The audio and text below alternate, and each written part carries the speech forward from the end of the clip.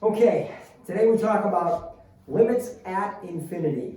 This is one half of a section called limits involving infinity, and limits can involve infinity in one of two ways. We can either be talking about a limit as x approaches plus or minus infinity, or we can be talking about y approaching infinity or negative infinity as x approaches some finite value. Today, limits at infinity. The limit of a function. The limit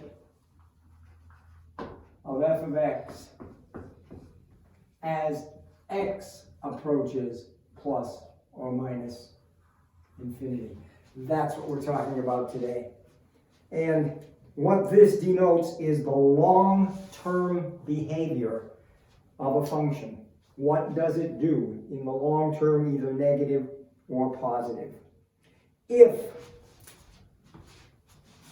this limit equals some finite number, c. If that is the case, then what we're saying is that y approaches c as x approaches plus or minus infinity. It could be one or the other or both, as we shall see in some of these functions. And if that is the case, then what we have here is a horizontal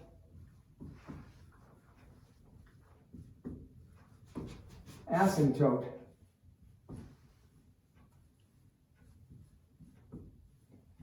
And that horizontal asymptote, in this case, if y approaches c as x approaches infinity or negative infinity or both, that horizontal asymptote will be y equals c. A finite number. As you know, y equals some number is always a horizontal line. An asymptote is a line, whether vertical or horizontal or oblique. An asymptote is a line. It is described by an equation, not just a number. All right? So, let's take a look at a couple of functions that we know have horizontal asymptotes. For instance, our old friend y equals 1 over x. Okay, for 1 over x, the limit of 1 over x as x approaches infinity is 0. The limit of 1 over x as x approaches negative infinity is 0. Okay, therefore, there is one horizontal asymptote to both sides, and that horizontal asymptote is y equals 0. Now again, it doesn't have to be to both sides. Y equals e to the x, our exponential function, our natural exponential function. Y equals e to the x. We know it's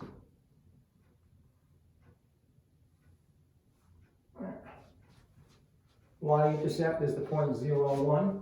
We also know that as x approaches negative infinity, right, the limit of e to the x as x approaches negative infinity is 0. Therefore, again, even though it's to one side only, the horizontal asymptote is y equals 0. Now, there is a certain class of functions for which we can make some great generalizations. And those functions are rational functions. A rational function is one polynomial divided by another.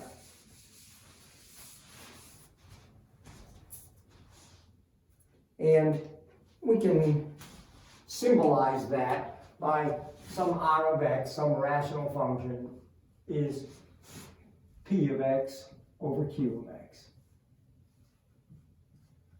We'll consider that symbols for a rational function. There are 3 simple rules that apply here. based upon the relative degree of the numerator and of the denominator. Now, what do I mean by the degree? Okay?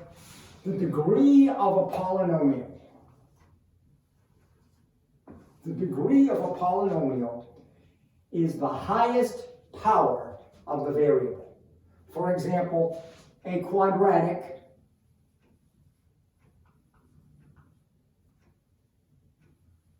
that is ax squared plus bx plus c has degree 2. A cubic has degree 3. A quartic degree 4, etc. In a rational function, again, 3 simple rules apply.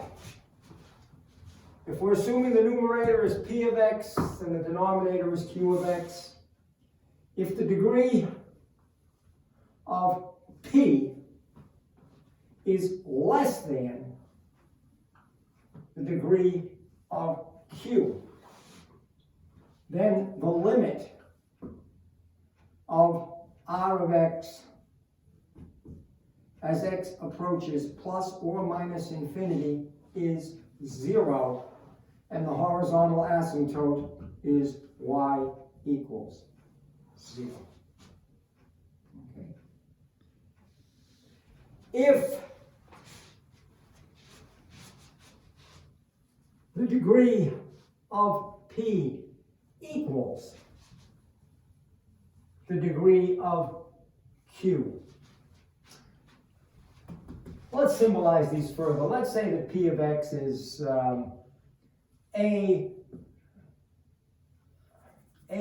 ax to the n plus bx to the n minus 1, etc. And let's say that this is cx to the n plus dx to the n minus 1, etc. So that the degree, the highest power of the variable in the numerator is exactly the same as the highest power in the denominator. If that is the case, then the limit of the rational function as x approaches plus or minus infinity is the quotient of the lead coefficients. That is, the quotient of the constants multiplying those powers of highest degree, in this case, a over c. So that the horizontal asymptote is y equals a over c. All right, so there we have degree of the numerator less than degree of denominator, limit 0, asymptote y equals 0. Degree of numerator equal degree of denominator, limit quotient of lead coefficients, asymptote y equals that quotient. The third rule, well, what's left? Clearly what's left is, what if the degree of p is greater than the degree of q, the degree of the numerator greater than the degree of the denominator? In that case, the limit of the function, of the rational function, as x approaches plus or minus infinity is plus or minus infinity, and there is no horizontal asymptote. But if, all right, so no horizontal asymptote here. All right, let's just, because y will not go to a finite number. But there is one special case here that we should be aware of, and that is if the degree of p equals the degree of q plus 1. That is, if the degree of the numerator is exactly 1 more than the degree of the denominator, then what we will have is an oblique or slant asymptote. Okay, so let's take an example of that. Let's suppose that we are dealing with the rational function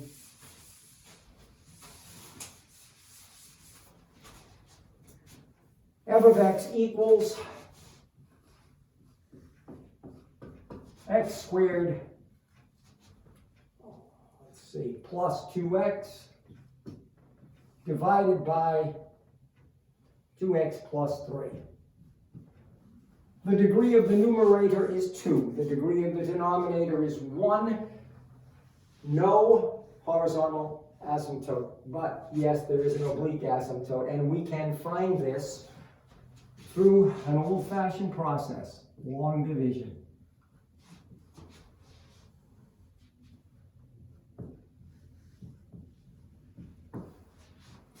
Two x into x squared, that is x squared divided by 2x is x over 2, or 1/2 x.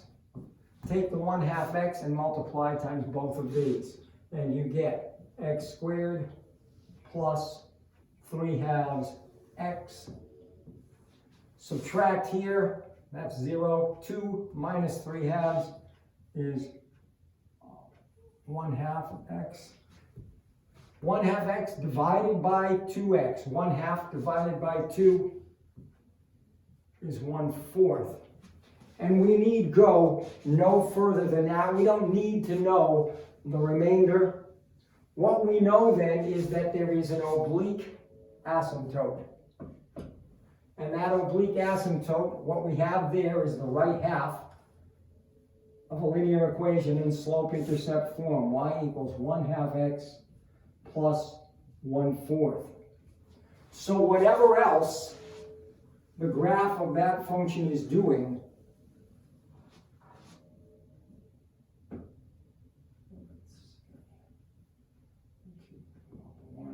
it is following in the long term the line y equals 1/2 x plus 1/4. It may be up here, but it will, and it may be down here without plotting some points.